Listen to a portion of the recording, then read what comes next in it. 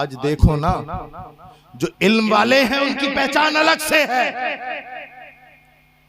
اور یہاں دنیا میں ہی نہیں بلکہ کل قیامت میں بھی علم والوں کی پہچان الگ ہو جائے گی، علم والوں کی پہچان الگ ہو جائے گی۔ اس لیے آپ سے گزارش ہے، میری ہاتھ جوڑ کے گزارش ہے کہ اپنے بچوں کو مدرسے کی طرف کر دیں، اپنے بچوں کا رخ۔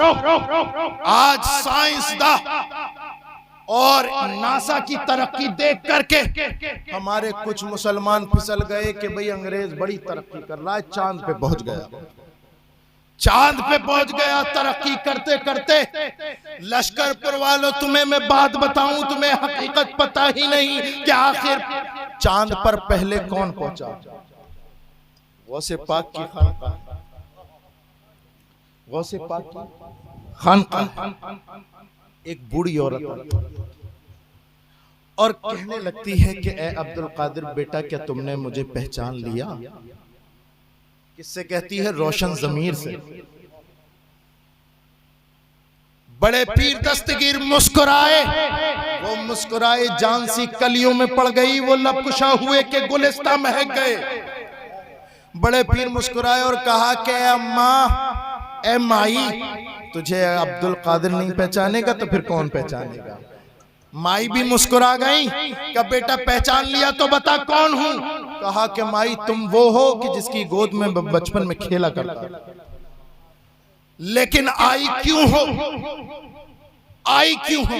وہ کہنے لگی بیٹا ذرا ایک بات بتا دو، آپ چھوٹے سے تھے، گھر میں رہتے تھے، لیکن اچانک کہیں غائب ہو جاتے تھے، یہ بتاؤ بیٹا کہ تم غائب کہاں ہوتے تھے؟ تمہاری والدہ بھی دیکھ پریشان، میں بھی دیکھ لیتی تھی، کہیں نہیں ملتے تھے، آخر تم چھپتے کہاں تھے؟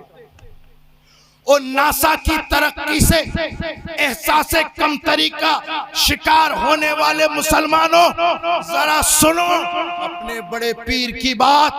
میرا پیر، بڑا پیر دستگیر غوث پاک روشن ضمیر ارشاد فرماتے ہیں، مائی میں بچپن میں جب تمہیں نہیں ملتا تھا تو پھر میں چاند میں چھپ جاتا تھا، اللہ اکبر کبیرہ، چاند میں چھپ جاتا تھا۔ مائی نے کہا کہ بیٹا عبد القادر تیری تو بڑی شان ہے، تو تو بڑی اونچی شان والا ہے، تو چاند میں چھپ جاتا تھا، اب یہ بتا اب کہاں تک پہنچ گیا؟ تو عبد القادر جیلانی رضی اللہ تعالیٰ عنہ فرماتے ہیں، مائی اب چاند کا ذکر نہ کر، اب بات بہت آگے پہنچ گئی،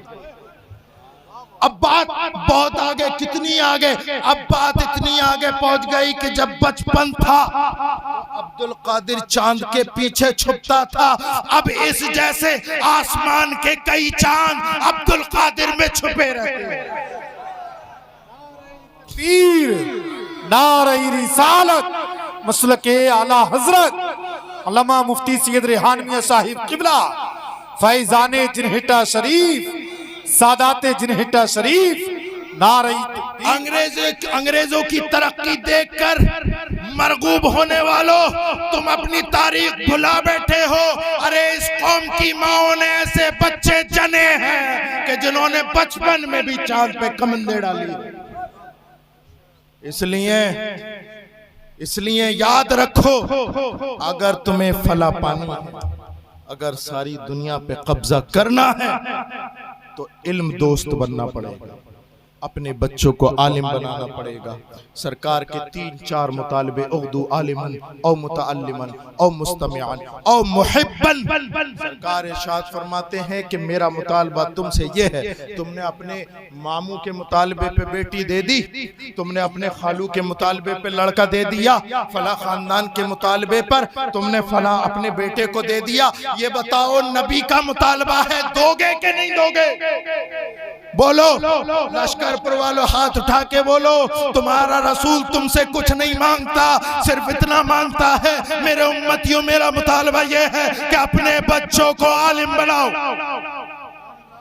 او متعلمن یا طالب علم بناؤ، او مستمعان یا علماء کو سننے والا بناؤ، اور اگر یہ بھی نہ ہو سکے، عالم بھی نہ بنا سکو، نہ متعلم بنا سکو، نہ مستمعان نہ سننے والا بنا سکو، تو پھر چوتھا ضرور بنانا علماء سے محبت کرنے والا۔ اور اگر چار میں سے اگر کوئی نہ بنا سکو تو تمہارے لیے کوئی آپشن نہیں، سرکار ارشاد فرماتے ہیں تم سب ہلاک ہو جاؤ گے۔ اللہ اکبر کبیرہ۔ اور دیکھو نا، بات گریبان سے چلی تھی اور آج داڑھی نوچنے تک آ گئی۔ کیوں؟ کوئی ہے ایسا آدمی جو کھڑا ہو کے، اگر ہوتی ہے نا اسلام پہ کیا باتیں ہوتی ہیں، ٹی وی ڈیبیٹ پہ دیکھتے ہو نا، اسلام اور شریعت کو کیسا جو ہے داغدار بنایا جاتا ہے، بنا کر کے پیش کیا جاتا ہے۔ آج ان کی زبان پر لگام ڈالنے والا کوئی نہیں۔ اس کی وجہ یہ ہے کہ ہم میں علماء کم ہیں۔ جس قوم کے میں علماء 100% ہونے چاہیے تھے، اس میں 1%، اور 1% بھی برداشت نہیں ہے۔ کبھی اس عالم کی چغلی کر دی، کبھی اس امام کی چغلی کر دی، کبھی فلاں مدرس کو نکال دیا، کبھی یہ کر دیا، کبھی وہ کر دیا۔ 1% برداشت نہیں ہو رہے تم سے۔ تم سارے 99% کا کام یہ 1% کر رہے ہیں۔ یہ مولوی، مفتی صاحب، یہ مولوی جو ہے، یہ کس نے کریٹ کیا؟ پروفیشن۔ سرکار کیا تو ایسا حکم ہے نہیں۔ سرکار نے تو فرمایا، جس کا نچوڑ یہ ہے، ہمارے اسلاف نے فرمایا اس کا نچوڑ یہ ہے کہ تم میں سے ہر ایک اس قابل بننا چاہیے کہ اپنے باپ کا نماز جنازہ خود پڑھائے۔ نکالنے کا نمبر ہی نہیں، تم خود مصطفیٰ کی دین کے عالم کیوں نہیں بنتے تاکہ تم اپنے باپ کا جنازہ خود پڑھا سکو، تاکہ تم اپنی مسجد میں خود امامت کر سکو۔ ایک امام نہیں ہوتا نا، پوری مسجد میں وابلہ کٹ جاتا۔ امام صاحب نہیں، امام صاحب جو نماز پڑھانے والا پوری بستی میں کوئی ملتا نہیں، تو پھر لعنتیں کیسے نہ نازل ہیں۔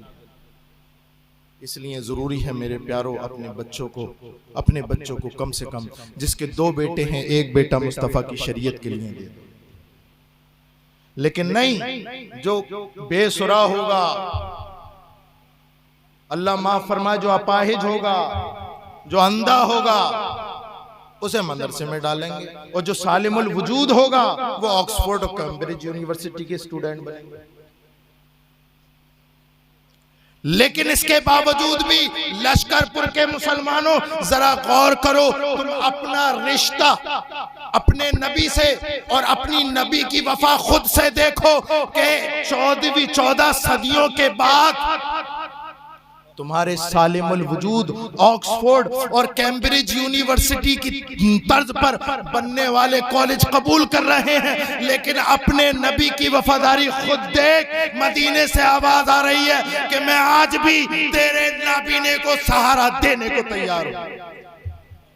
مصطفیٰ کی شریعت آج بھی تمہارے نابینوں کو، تمہارے معذوروں کو سہارا دینے کے لیے تیار ہے۔ اس لیے میرے پیاروں سنو، اگر 2 بیٹے ہیں تو 1 بیٹا مصطفیٰ کی شریعت کے لیے دے دو، 2 بیٹیاں ہیں تو 1 کو عالمہ بنا دو، ورنہ یاد رکھو ارتداد کی جو ہوا چل رہی ہے، اور جو نوجوان لڑکیاں غیر مسلم لڑکوں کے چنگل میں پھنس کے اپنا ایمان برباد کر رہی ہیں، اس کی اصل وجہ یہ ہے کہ ہمارے گھروں میں ہماری عورتیں پڑھی لکھی نہیں، اسلام کو نہیں جانتی، تاریخ کو نہیں جانتی۔ اس لیے بہت ضروری ہے کہ جہاں تم اپنے بیٹے کو عالم دین، حافظ قرآن بناؤ، اپنی بچیوں کو بھی دین پڑھاؤ، تاکہ یہ نحوست جو ہمارے اوپر آئی ہوئی